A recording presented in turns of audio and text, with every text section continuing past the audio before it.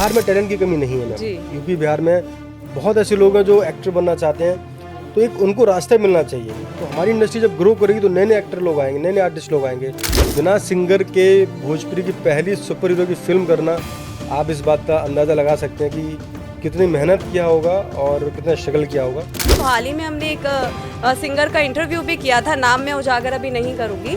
तो उन्होंने भी भोजपुरी इंडस्ट्री पे कई आरोप लगाए थे कि भाई जो है कॉम्प्रोमाइज़ करने के लिए हमको कहा जाता है कि भाई आप हमारे साथ गाने में आ जाओ तो हम आपको ये कर देंगे, ये देंगे, ये देंगे।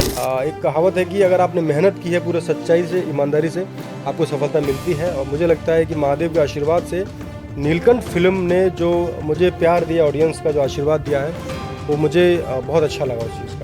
पवन और खेसारी जी के नाम से ही इस इंडस्ट्री को ज़्यादा जाना जाता है।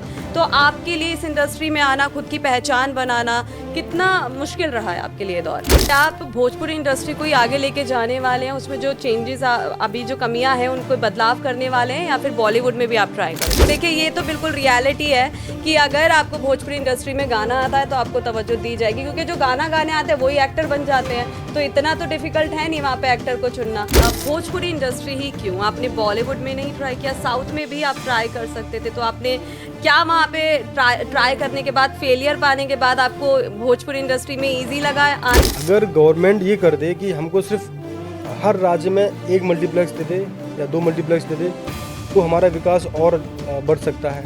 नमस्कार, बहुत बहुत स्वागत है आप सभी का हमारे चैनल सच टॉक्स में, और मैं हूं आपके साथ शिवानी मांगवानी। तो जैसा कि आप जानते हैं, हम आए दिन आपको कई शख्सियत से रूबरू करवाते हैं। उनके चाहे वो बॉलीवुड से हो, पॉलिटिशियन हो, या किसी भी धार्मिक स्थल से वो जुड़े हों, ऐसे व्यक्तियों से आपको रूबरू कराते हैं, उनसे बातचीत करते हैं। तो आज हमारे साथ एक और ख़ास मेहमान हैं जो कि है रवि यादव। ये भोजपुरी इंडस्ट्री से ताल्लुक़ रखते हैं और हाल ही में इनकी एक फिल्म आई है नीलकंठ, जिसको लेकर ये चर्चाओं में छा गए हैं। ये फिल्म इतनी ज़्यादा लोगों को पसंद आ रही है जिसके बाद हर कोई सिर्फ रवि यादव की बात कर रहा है, क्योंकि ये एक ऐसी मात्र मूवी है जो कि सुपर हीरो बेस्ड है। क्योंकि आज तक भोजपुरी में सिर्फ अश्लीलता गानों के अलावा कुछ भी देखने को नहीं मिला है, लेकिन रवि यादव ने एक ऐसा जो फॉर्मूला है सेट कर दिया है भोजपुरी इंडस्ट्री के लिए, जिसके बाद ये फिल्म सबसे ज़्यादा चर्चाओं में आ गई है। तो हमने भी आज इनको इन्वाइट कर लिया है, क्योंकि हम भी इनसे बात करेंगे कि भाई ऐसा क्या चमत्कार कर दिया है कि हर कोई भोजपुरी इंडस्ट्री की आज बात कर रहा है, और ये सब कुछ सिर्फ रवि यादव जी की वजह से हुआ है। तो चलिए उनसे बात करते हैं और उनकी इस मूवी नीलकंठ के बारे में उनसे जानते हैं। तो सर, सबसे पहले तो बहुत बहुत स्वागत है आपका हमारे चैनल में। Thank you so much. और सच तक देखने वाले सभी दर्शकों को मेरा बहुत बहुत नमस्कार है। देखिए सर, आज तक हमने जो भोजपुरी इंडस्ट्री की जो इमेज है वो अलग बनी हुई है। हर कोई देखता है कि जो गाने होते हैं वो अश्लीलता माना जाता है, जो बुजुर्ग होते हैं वो ज़्यादा पसंद नहीं करते इस इंडस्ट्री को। लेकिन उसमें ये सुपर हीरो जैसी मूवी आना, ये आपने मूवी की है, तो क्या मतलब किसका ये आइडिया था? सबसे पहले तो मैं ये जानना चाहूँगी। आइडिया तो हमारे इस फिल्म के जो प्रोड्यूसर हैं, हाँ। राकेश सिंह जी, उनका आइडिया था। और डायरेक्टर हैं रामदीन चौधरी सर, उनका आइडिया था। और आपने कहा अश्लीलता वाली बात कही, तो बिल्कुल है, अश्लीलता तो हमारी इंडस्ट्री में है ही, और चली भी आ रही है, उसमें कोई शक नहीं है। लेकिन जो समय बदल रहा है, अभी जो हमने फिल्म की है नीलकंठ, वो ऐसा कंटेंट है, अभी तक ऐसा कंटेंट इंडस्ट्री में नहीं आया है। आपने भी उसका ट्रेलर देखा, और लोगों ने प्यार भी दे रहे हैं, आशीर्वाद भी दे रहे हैं। तो पहली सुपर हीरो की फिल्म, आप देखिए साउथ में सुपर हीरो की फिल्में बन रही हैं, हिंदी में बनी है, हॉलीवुड में बनी है। तो हमने एक जिम्मा उठाया, बहुत रिस्क लिया हमारे प्रोड्यूसर ने, राकेश सिंह जी ने। तो पूरा क्रेडिट मैं उनको देना चाहूँगा, और मुझे लिया, इसके लिए बहुत बहुत शुक्रिया उनका। तो हमने जिम्मा उठाया कि कुछ अलग करना है, कुछ डिफरेंट करना है, इंडस्ट्री के लिए करना है। हमको ना अपने लिए करना है, ना डायरेक्टर के लिए करना है, ना प्रोड्यूसर के लिए करना है। हमको अपनी भाषा के लिए, अपनी समाज के लिए, हमारी भाषा कैसे आगे बढ़ सकती है, हमारा समाज कैसे आगे बढ़ सकता है, हमारा जो ऑडियंस है वो कैसे आगे बढ़ सकता है, उसके लिए हमने एक सिनेमा बनाया जिसका नाम नीलकंठ है, जो पहली सुपर हीरो की फिल्म है। देखिए, सुपर हीरो की अगर बात करें तो मतलब भोजपुरी को जो देखा जाता है वो अलग तरीके से ही देखा गया है हमेशा। तो एकदम से सुपर हीरो आना, तो कितना प्रेशर आप पर हो गया था कि भाई मुझे एक जो फॉर्मूला है वो सेट करना है, लोगों के अंदर जो इमेज बनी हुई है उसको बदलना है। तो आपके ऊपर कितना प्रेशर हो गया था इस मूवी को करने का, और कि अपने आप को साबित करने का कि हाँ, मैं जो एक इमेज बनी हुई है उसको बदल सकता हूँ? देखिए मैम, मैं शुरू से ही एक ही टारगेट लेकर मैं इंडस्ट्री में आया हूँ कि मुझे अपने लिए और पैसे के लिए काम नहीं करना है। मैं जिस क्षेत्र में काम कर रहा हूँ, मैं जिस भाषा के लिए काम कर रहा हूँ, मुझे उसके लिए काम करना है। अगर मुझे पैसे कमाने होते या खुद के लिए काम कर रहा होता तो मैं एक पढ़ा लिखा लड़का हूँ, कहीं जॉब भी कर सकता, 25-30 हज़ार रुपये मुझे आराम से मिल जाएगा। लेकिन हम जिस फील्ड में काम कर रहे हैं, तो अगर हम उसके लिए काम करेंगे तो हमारी भाषा भी बढ़ेगी, हमारा क्षेत्र भी बढ़ेगा, हमारा समाज भी बढ़ेगा। तो बहुत ही चैलेंजिंग था, बहुत ज़्यादा चैलेंजिंग रहा है, लेकिन पूरी टीम ने बहुत मेहनत की है। जी। नो डाउट रिस्की तो था ही, लेकिन हमारे जो सर हैं राखी सिंह जी, उन्होंने बिल्कुल रिस्क लिया और उन्होंने भोजपुरी के लिए कुछ अच्छा करने का प्लान किया, सोचा, जो अभी तक नहीं बना है मेरे हिसाब से। तो नो डाउट उन्होंने बहुत मेहनत की है। जी। देखिए, अगर हम नीलकंठ मूवी का नाम लेते हैं, नीलकंठ, तो इससे हमारे मन में जहन में आता है कि भाई एक शायद भोले बाबा की कोई मूवी है, भक्ति की कोई मूवी है, लेकिन इसमें बात हो रही है सुपर हीरो की। तो ये नीलकंठ नाम रखने के पीछे का क्या रीजन है? ये जो हमारा कैरेक्टर है, जिसमें उस कैरेक्टर का नाम भोला है, जी। वो महादेव का एक रूप है। मतलब जैसे हमने एक फिल्म आई थी साउथ में, हनुमान। जी हाँ, तो बिल्कुल। उसका एक पावर अलग थी, सुपरमैन की पावर अलग होती है, स्पाइडरमैन की पावर अलग होती है, उसका जो सूट होता है तो उसको पावर मिलती है। हमारा जो हीरो है, इस फिल्म का जो हीरो है, उसको पावर मिलती है महादेव से। तो महादेव का एक रूप है और नीलकंठ महादेव का नाम है।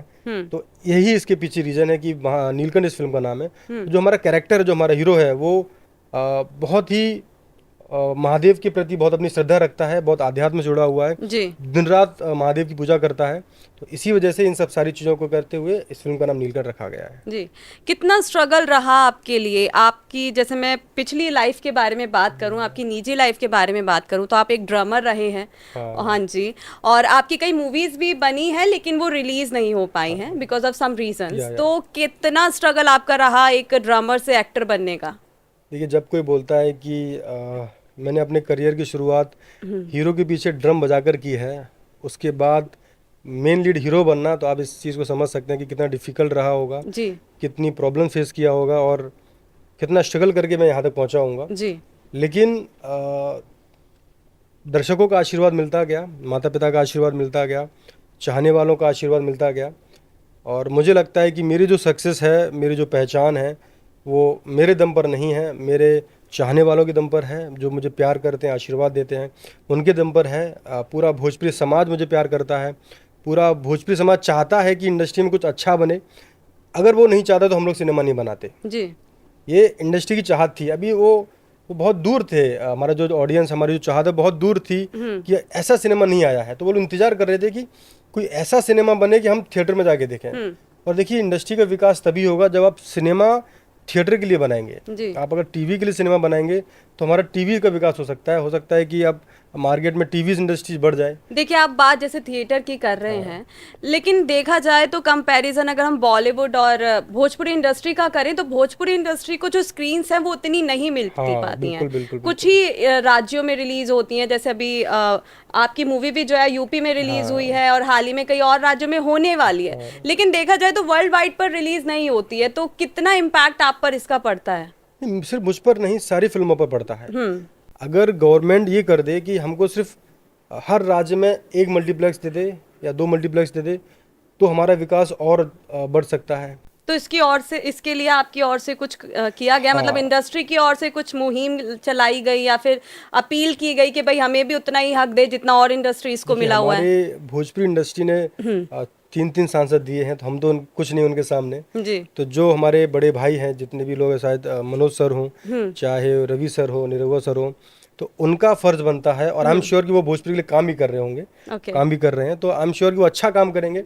सब कुछ उनके हाथ में है, हम तो कलाकार है, सिर्फ काम कर सकते हैं अपना। लेकिन अब उनको भोजपुरी ने बनाया है जी। भोजपुरी दर्शकों ने बनाया है। वो स्टार रह चुके हैं हमारी इंडस्ट्री के, आज भी स्टार है, नो डाउट। तो उन्होंने बनाया, तो उनका दायित्व बनता है कि हमारी इंडस्ट्री के लिए कुछ करें, अपनी इंडस्ट्री के लिए कुछ करें, जहाँ से वो लोग बने हैं। चलिए, अगर आप उन्हीं लोगों की बात कर रहे हैं, तो आपके लिए कितना डिफिकल्ट रहा है इस इंडस्ट्री में अपने पैर जमाना? क्योंकि पवन और खेसारी जी के नाम से ही इस इंडस्ट्री को ज़्यादा जाना जाता है। तो आपके लिए इस इंडस्ट्री में आना, खुद की पहचान बनाना, कितना मुश्किल रहा है आपके लिए दौर? बहुत ज़्यादा मुश्किल रहा है, क्योंकि मेरा कोई बैकअप सपोर्ट नहीं था और मैं I just came from middle class family. जी। तो मतलब एक मिडिल क्लास फैमिली का लड़का अगर सोचता है कि मुझे हीरो बनना है और बैकअप सपोर्ट नहीं है, ना तो उसके पिता डायरेक्टर हैं या कोई फैमिली बैकग्राउंड बिल्कुल भी नहीं है, पैसे से इतने मजबूत नहीं थे हम लोग जी। तो उसको फिर यहाँ तक पहुँचना बहुत डिफ़िकल्ट होता है, बहुत ज़्यादा।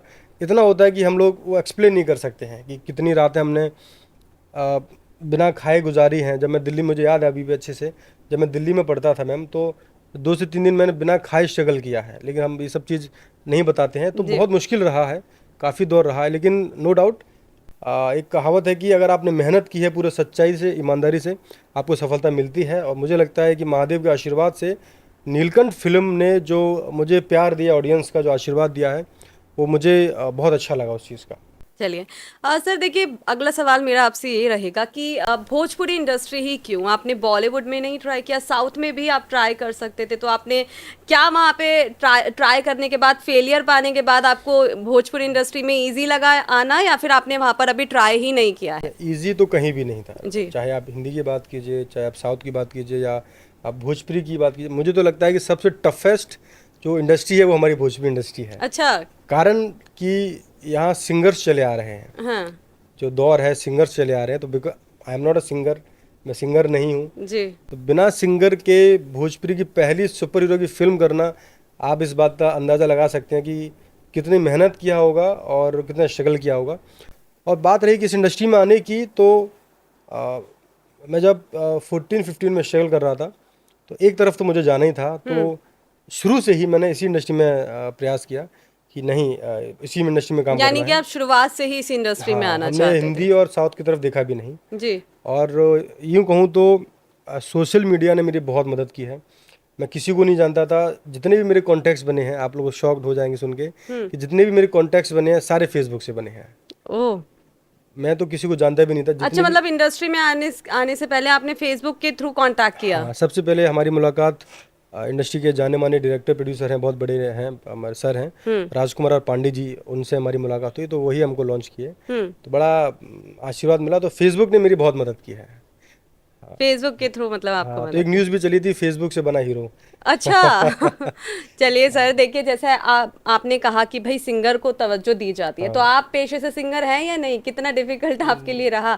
क्योंकि देखिए ये तो बिल्कुल रियलिटी है कि अगर आपको भोजपुरी इंडस्ट्री में गाना आता है तो आपको तवज्जो दी जाएगी, क्योंकि जो गाना गाने आते हैं वही एक्टर बन जाते हैं। तो इतना तो डिफिकल्ट है नहीं वहाँ पे एक्टर को चुनना। तो क्या आप भी कुछ गाना वाना गा लेते हैं? नहीं, मैं गाना नहीं गाता हूँ। देखिए एक्टर क्या होता है, सपोज माने हिंदी का अगर आप एग्जांपल लेते हैं, तो अरिजीत सिंह जी से बड़ा कोई सिंगर नहीं है, बिल्कुल। लेकिन कभी उन्होंने हीरो बनने की सोचा नहीं। और तो काफ़ी लोग हैं जिन्होंने अच्छी गाना गाते हैं लेकिन वो हीरो बनने की नहीं सोचते हैं। सिंगर ही रहना चाहिए मेरे हिसाब से, और एक्टर ही रहना चाहिए मेरे हिसाब से। जी। तो ये बहुत डिफरेंट है हमारी इंडस्ट्री में, तो इसको थोड़ा सुधार की ज़रूरत है। चलिए, देखिए एक मेल के लिए भोजपुरी इंडस्ट्री में कितना आसान तो हम नहीं कह सकते, स्ट्रगल आपने भी किया है, आना क्या मायने रखता है। लेकिन अगर एक लड़की की बात करें तो हाल ही में हमने एक सिंगर का इंटरव्यू भी किया था, नाम मैं उजागर अभी नहीं करूंगी। तो उन्होंने भी भोजपुरी इंडस्ट्री पे कई आरोप लगाए थे कि भाई जो है कॉम्प्रोमाइज़ करने के लिए हमको कहा जाता है कि भाई आप हमारे साथ गाने में आ जाओ तो हम आपको ये कर देंगे, ये देंगे। तो मतलब बहुत सारी चीज़ें ऐसी बोली जाती हैं लोगों को, जिसकी वजह से लड़कियां थोड़ा डरने लगी हैं इस इंडस्ट्री से जाने में। तो ऐसा क्या हो रहा है कि मतलब एक छवि खराब करने की कोशिश की जा रही है, या फिर सच में जो अंदरूनी जो चीज़ें हैं वो यही है? देखिए मुझे नहीं लगता कि इस बात में सच्चाई है कुछ। इंग्लिश में एक कहावत है कि it takes two to make a quarrel. इसका हिंदी में मतलब होता है कि एक हाथ से ताली नहीं बजती है, या कोई किसी के ऊपर ज़बरदस्ती नहीं करता है। और बिल्कुल गलत आरोप है कि आपको कॉम्प्रोमाइज़ ही करना पड़ेगा। बिल्कुल सच्चाई नहीं है। आपके अंदर टैलेंट है, आपके अंदर सच्चाई ईमानदारी है, आप मेहनत करें तो डेफिनेटली आपको मुकाम मिलेगा, और ज़रूर मिलेगा। चलिए, आप जो शब्द यूज़ किया कॉम्प्रोमाइज़, आप कॉम्प्रोमाइज़ करके कुछ वक्त तक आप आगे बढ़ सकते हैं, वो परमानेंट सफलता नहीं है।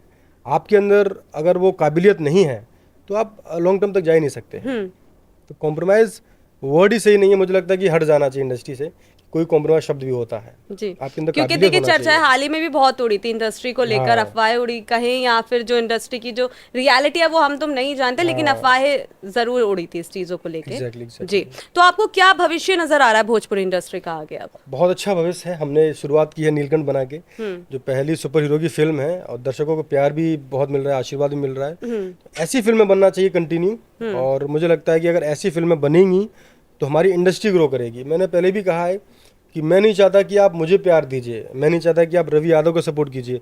मैं सिर्फ इतना चाहता हूं कि आप हमारी समाज का, हमारी इंडस्ट्री का, हमारी भाषा का सपोर्ट कीजिए। आज आप देखिए मैम कि हमारे पास कितने लोग हैं, 30-40 करोड़ लोग हैं, जो भोजपुरी समझते हैं, भोजपुरी जानते हैं, फिर भी हम लोग बहुत पीछे हैं। रीजनल लैंग्वेज में हम लोग नंबर 1 पर हैं, फिर भी हम लोग बहुत पीछे हैं। कारण हो सकता है कि हम लोग ऐसा काम नहीं कर रहे हैं। और फिल्म इंडस्ट्री एक ऐसा माध्यम होता है कि फिल्म इंडस्ट्री से, ग्लैमर इंडस्ट्री से हमारा विकास बहुत तेज़ी से हो सकता है। तो हमको वही सोच रखना पड़ेगा। एजुकेशन की थोड़ी बहुत कमी है, मैं ये कहना चाहूँगा।